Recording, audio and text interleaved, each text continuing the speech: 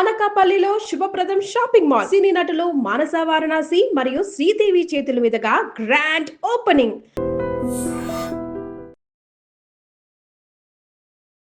Welcome to iDream. ఈరోజు మనతో పాటు surgical gastro enterologist doctor Prasad నీలం గారు ఉన్నారు. మాట్లాడదాం. నమస్తే అండి, వెల్కమ్ టు అవర్ షో. నమస్కారం అండి. సార్, గ్యాస్ వల్ల వచ్చే గుండె నొప్పిని, నార్మల్ హార్ట్ ప్రాబ్లమ్స్ వల్ల వచ్చే గుండె నొప్పిని మనం ఎలా గుర్తించాలి? చాలాసార్లు అంటే ఒక 50% కేసెస్లో సార్ నా ఇక్కడ ఛాతి నొప్పి ఉంది, వెంటనే వెళ్ళి నేను ఈసీజీ చేయించుకున్నాను, కానీ ఈసీజీ నార్మలే ఉంది, ఇంకా ఏమన్నా చేయాలా సార్, నాకు భయం వేస్తూ ఉంది ప్రతిసారి నొప్పి వచ్చినప్పుడు అంటే అన్ని ఛాతి నొప్పులు గ్యాస్ కాదు, అన్ని ఛాతి నొప్పులు గుండెపోటు కాదు. సో అదైతే ఇది చాలామంది హార్ట్ ప్రాబ్లమ్స్ అంటే హార్ట్ వల్ల వచ్చే గుండెపోటు 20% మందికి అది ఓన్లీ గ్యాస్ లాగే అనిపిస్తుంది. అంటే అది గ్యాస్ నొప్పి అనుకునే పాపం వాళ్ళు టాబ్లెట్స్ వేసుకుంటూ ఉంటారు. ఎప్పుడైతే అది చాలా తీవ్రమైన పరిస్థితిలో వాళ్ళు ల్యాండ్ అవుతారో అప్పుడే దాన్ని గుండెపోటుగా గుర్తిస్తారు. అయితే దీని ఇనీషియల్ స్టేజెస్లో ఎలా గుర్తించాలి? గ్యాస్ వల్ల వచ్చే నొప్పులు యూజువల్గా ఎలా ఉంటాయంటే ఛాతి దగ్గర కానీ పొట్ట దగ్గర కానీ నొప్పి ఉంటుంది. గుండెపోటు వల్ల వచ్చే ఛాతి నొప్పి ఎట్లా ఉంటుంది అంటే చెమటలు పట్టడం కానీ, ఈ ఎడమ చెయ్యి లాగడం కానీ, గుండె దడదడగా ఎక్కువగా ఎక్సెస్గా కొట్టుకోవడం కానీ, గుండె దడగా ఉందంటారు కదా. సో ఇలాంటి సిమ్టమ్స్ వస్తే ఖచ్చితంగా ఫస్ట్ మీరు హార్ట్ డాక్టర్ దగ్గరికి వెళ్ళాలి. ఎందుకంటే గ్యాస్ నొప్పి ఈరోజు కాకపోయినా రేపైనా ట్రీట్మెంట్ తీసుకోవచ్చు. 1 డే డిలే అయితే ఏం లేదు. గుండెపోటుకి ఈవెన్ 1 అవర్ డిలే కూడా ఉండకూడదు. సో ఖచ్చితంగా మీకు ఇటువంటి సిమ్టమ్స్తో పాటు గ్యాస్ నొప్పి వచ్చింది అంటే డెఫినెట్గా మీరు మీ దగ్గరున్న కార్డియాలజిస్ట్ని కన్సల్ట్ చేయాలి. ఎడమ చెయ్యి లాగడము, ఎక్సెసివ్గా స్వెట్ పట్టడము, నుంచుంటే కళ్ళు తిరిగినట్టు అనిపించడము, గుండె దడదడగా ఉండడము, ఇవన్నీ గుండె నొప్పి యొక్క ఫీచర్స్ అన్నమాట. సో జీర్ణాశయ సమస్యల వల్ల వచ్చే హార్ట్ పెయిన్ అదే విధంగా ఉంటుంది? జీర్ణాశయ వల్ల వచ్చే heart pain most of the times అది రిఫ్లెక్స్ అండి. అంటే రిఫ్లెక్స్ అంటాం అంటే ఏంటంటే అన్నము వెనక్కి రావడం, తిన్నది వెనక్కి రావడం ఇట్లా. సో మనం యూజువల్గా ఏంటంటే అందుకని నేను అందరికీ చెప్తా ఉంటాను, ఫుడ్ తినగానే స్టమక్ ఇంత ఉబ్బుతుంది, దాని మీద మళ్ళీ మనం వాటర్ వెంటనే తాగాము, ఇక్కడ ఉండాల్సింది ఇంత అయింది. సో యూజువల్గా ఏంటంటే ఇక్కడ స్పింక్టర్ అనేది ఇట్లా ఉంటుంది అనమాట. అది ఫుడ్ తిన్న వెంటనే క్లోజ్ అయిపోయి ఉంటుంది. కానీ ఏం చేస్తాం మనం, ఫుడ్ తిని మళ్ళీ వెంటనే వాటర్ తాగి ఎక్సెస్ తాగితే అది వెనక్కి ఇట్లా నెట్టేస్తుంది అనమాట. ఇది ఓపెన్ అయిపోతుంది. అప్పుడు వెనక్కి ఇట్లా రిఫ్లెక్స్ లాగా వస్తుంది. అందుకని ఏంటంటే తిన్న వెంటనే మంచినీళ్ళు తీసుకోకూడదు. అట్లీస్ట్ మనం ఒక 1/2 అవర్ గ్యాప్ ఇస్తే, ఎస్పెషల్లీ ఈ సమస్య ఉన్నోళ్ళు, గ్యాస్ట్రిక్ సమస్యను ఉన్నోళ్ళు వెంటనే తీసుకుంటే ఏమైందంటే అది వెనక్కి ఇట్లా రిఫ్లెక్స్ రూపంలో వస్తుంది. మధ్యలో కూడా తాగుతూ ఉంటారు కదా కొంతమంది, మధ్యలో కూడా తాగుతూ ఉంటారు. అంటే జస్ట్ మనకి అన్నం లోపలికి వెళ్ళడానికి కొంచెం నీళ్ళు తాగొచ్చు, కానీ మెజారిటీ ఆఫ్ ద టైమ్స్ ఒక 1/2 అవర్ గ్యాప్ ఇచ్చి తీసుకుంటే చాలా మంచిది అనమాట. ఇంకొకటి మనం ఇట్లా ఫ్లాట్గా తిన్న వెంటనే చాలామంది ఫ్లాట్గా పడుకుంటారు. అప్పుడు కూడా అంతే, ఆ పొట్ట కంప్రెషన్ వల్ల ఏమైతేనే మళ్ళీ రిఫ్లెక్స్ వస్తుంది అనమాట. సో రిఫ్లెక్స్ వచ్చినప్పుడు ఇక్కడ ఛాతీ దగ్గర కొంచెం మంటలాగా ఇవన్నీ వెంటనే గ్యాస్ ట్యాబ్లెట్ వేసుకున్నా లేకపోతే సిరప్ తాగినా వెంటనే రిలీఫ్ ఇస్తుంది. రిలీఫ్ ఇచ్చింది అంటే అది హార్ట్కి సంబంధించింది కాదు అన్నట్టు అర్థం. ఇది జీర్ణాశయానికి సంబంధించింది అన్నట్టు అర్థం.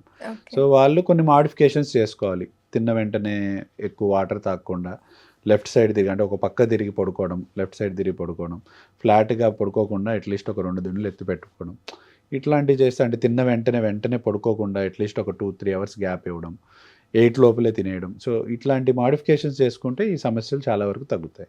సరే, అసలు ప్రస్తుత కాలంలో ఈ జీర్ణాశయ సమస్యలు ఎందుకు ఎక్కువగా వస్తున్నాయి? ప్రస్తుత కాలంలో జీర్ణాశయ సమస్యలు అంటే ఫస్ట్ థింగ్ ఏంటంటే food adulteration and excess availability of food. So మనం ఇంతకుముందు ఏదన్నా మనం ఫుడ్ తెచ్చుకోవాలంటే ఒక 5-6 కిలోమీటర్లు ట్రావెల్ చేసి తెచ్చుకోవాలి. ఇప్పుడు ఈ మొత్తం కమర్షియల్ యాప్స్ అన్నీ వచ్చాయి. ఫుడ్ మనం ఆర్డర్ పెట్టిన 10 నిమిషాలకి, పావు గంటకి మన ముందు ఉంటుంది. సో దానివల్ల కన్జప్షన్ అనేది చాలా పెరిగింది, జనాల్లో ఫుడ్ కన్జప్షన్ పెరిగింది. It is leading to obesity, it is leading to different అంటే ఇప్పుడు మనం చూస్తున్నాం, నేను లేటెస్ట్గానే న్యూస్లో చూసా, ఫుడ్ అడల్టరేషన్ అంటే ఈ హోటల్లో ఈ 2 days ఉన్న మీట్ని పట్టుకున్నాం, ఈ హోటల్లో 2 days 20 days స్టాక్ ఉన్న పన్నీర్ని పట్టుకున్నాం. సో ఇట్లా అంటే ఇట్స్ ఓన్లీ నాన్ వెజ్ అని కాదు, ఏ ఫుడ్ అయినా మనం ఫ్రెష్గా తినట్లేదు. ఇంతకుముందు ఏంటంటే డైరెక్ట్ పొలం నుంచి కోసుకొని తినేవాళ్ళు, ఇప్పుడు అట్లా లేదు. పొలం నుంచి మన దగ్గరికి రావడానికి ఒక 10 చేతులు మారుతుందనమాట. సో ఈలోపు ఫుడ్ అనేది చాలా అడల్టరేషన్ జరుగుతుంది. సో అట్లాంటి ఫుడ్ కన్జ్యూమ్ చేయడం వల్ల డెఫినెట్లీ ప్రస్తుత కాలంలో గ్యాస్ట్రిక్ సమస్యలు అనేది ఒక 50% అందరికీ ఉంటుంది. అంటే మీరు తీసుకునే ఎవ్రీ ఆల్టర్నేట్ పర్సన్కి మీరు ఒక గ్రూప్లో మీరు మాట్లాడితే అందులో ఒక ఇద్దరికైతే గ్యాస్ట్రిక్ సమస్యలు ఉంటాయన్నమాట. సో దానికి కారణం main adulteration of the food, excess అంటే ఈ ప్రాసెస్డ్ ఫుడ్స్ ఎక్కువగా తినడం వల్ల ఒబిసిటీ. సో ఇవి మెయిన్ కారణాలు. ఓకే, ఈ ఫాస్ట్ ఫుడ్ స్ట్రెస్ వల్ల గట్ హెల్త్ మీద ఎలాంటి ప్రభావం చూపిస్తుంది? అగైన్ మీకు ఇంతకుముందు మనం IBS టాపిక్ మాట్లాడుకున్నాం, దానికి మెయిన్ రీజన్ స్ట్రెస్. అగైన్ మన గట్ హెల్త్ డిస్టర్బ్ అయితేనే యూజువల్గా ఆ టైప్ ఆఫ్ సిమ్టమ్స్ అనేవి వస్తాయి. సో డెఫినెట్లీ ఇప్పుడున్న యంగ్ జనరేషన్స్ స్ట్రెస్ ఫ్యాక్టర్ అనేది చాలా ఇంపాక్ట్ చేస్తుంది గట్ హెల్త్ మీద, గ్యాస్ట్రైటిస్ అంటే గ్యాస్ట్రైటిస్ సమస్యల మీద కానీ అన్నిటి మీద ఈ స్ట్రెస్. అంటే జస్ట్ లైక్ ఇప్పుడు మనం ఒక ఎగ్జామ్కి వెళ్తున్నాం అనుకోండి, ఏమవుతుంది, మోషన్ వచ్చినట్టు కడుపులో తిప్పుతున్నట్టు అవుతుంది కదా. So it's nothing but stress అనమాట. అట్లాగే ఇప్పుడు సేమ్ తినగానే మనకి ఆ స్ట్రెస్ లెవెల్స్ ఎక్కువగా ఉంటే మన బ్రెయిన్లో నుంచి సెన్సార్స్ అనేవి రిలీజ్ అయ్యి, హార్మోన్స్ అనేది రిలీజ్ అయ్యి మోషన్ ఫీలింగ్ అనేది కలగజేస్తుంది అనమాట. సో ఎక్కువ స్ట్రెస్ ఉన్న వాళ్ళకి ఉండే కామన్ సిమ్టమ్ ఇదే, తినగానే మోషన్కి వెళ్ళాలనిపిస్తుంది, బయట ఎక్కడైనా తినాలంటే భయం వేస్తుంది. సో ఈ టైప్ ఆఫ్ కంఫర్టబుల్గా ఉండలేరు. సో డెఫినెట్లీ యూత్ మీద ఆ స్ట్రెస్ ఇంపాక్ట్ చాలా ఉంది. ఏంటంటే మనం డివేట్ చేసుకోవాలి. ఇంతకుముందు అంటే ఎవ్రీవన్ ఏదో ఒక స్పోర్ట్ ఆడేవాళ్ళు, ఇప్పుడు ఏంటంటే అంతా ఫోన్లు ఇవి వచ్చేసరికి ఫిజికల్ యాక్టివిటీ అనేది తగ్గిపోతుంది. సో వీ షుడ్ డివేట్ అవర్ మైండ్, సమ్ యోగానో ఏదైనా గేమో ఏదో ఒకటి ఆడుకుంటూ ఉంటే ఆ స్ట్రెస్ ఫ్యాక్టర్స్ అనేవి స్లోగా తగ్గుతూ ఉంటాయి. ఓకే, సో ఏ స్టేజ్లో ఉన్నప్పుడు, సమస్య ఎంత తీవ్రంగా ఉన్నప్పుడు రెగ్యులర్ చెకప్ అనేది అవసరం?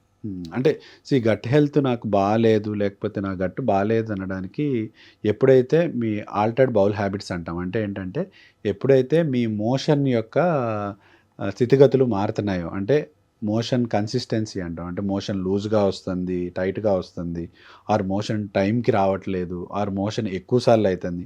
ఎప్పుడైతే అవి మారాయో, ఆ టైమింగ్స్ మారాయో, ఆ కన్సిస్టెన్సీ ఆఫ్ మోషన్ మారిందో అప్పుడు డెఫినెట్గా మీరు డాక్టర్ని సంప్రదించాలి. ఇంకోటి, మోషన్లో ఎప్పుడైతే మీరు బ్లడ్ కానీ లేకపోతే మోషన్ కలర్ చేంజ్ అబ్జర్వ్ చేశారో అప్పుడు మీరు డెఫినెట్గా డాక్టర్ని కన్సల్ట్ చేయాలి.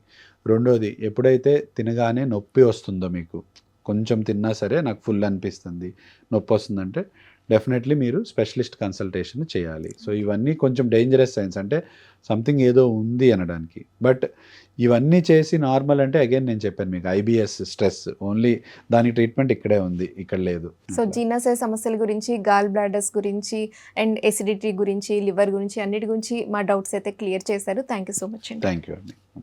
And for more videos, Please subscribe to iDream. Please subscribe to iDream. Please subscribe iDream. And please subscribe to iDream. For more videos, subscribe to iDream. please like, share and subscribe to the channel. Congratulations, iDream. Subscribe to iDream. Subscribe to iDream. So subscribe to iDream Media. iDream team అందరికి huge congratulations. Please subscribe iDream Media. Please subscribe to iDream. Subscribe iDream. Please subscribe to iDream. iDream అంటే నా కళల ఛానల్ను subscribe చేసుకున్న నోరు తిరుగుతలేదు, మీరైతే గంట గుర్తు కొట్టండి. For more such videos, please subscribe to iDream. Subscribe to iDream. Please subscribe to iDream. Please subscribe iDream Media. Please do subscribe to iDream. Please subscribe to iDream Media. For best entertainment and information, please subscribe iDream. And don't forget to subscribe to iDream.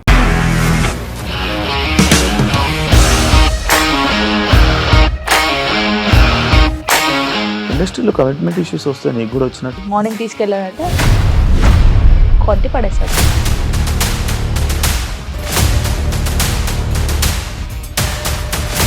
ఒక్కళ్ళు కూడా చూడలేదు ఈ cinema అని చెప్పడానికి కూడా చాలా ధైర్యం కావాలి. అది నిజం కదా, దాంట్లో ధైర్యం ఏంటి? ఇది నెక్స్ట్ డే ప్లేట్ మార్చేస్తే తప్పు కదా. As of now, we are comfortable this అని నేను అనుకుంటున్నాను. రష్మిక గారిది మీది ఒకే ఊరంట కదా?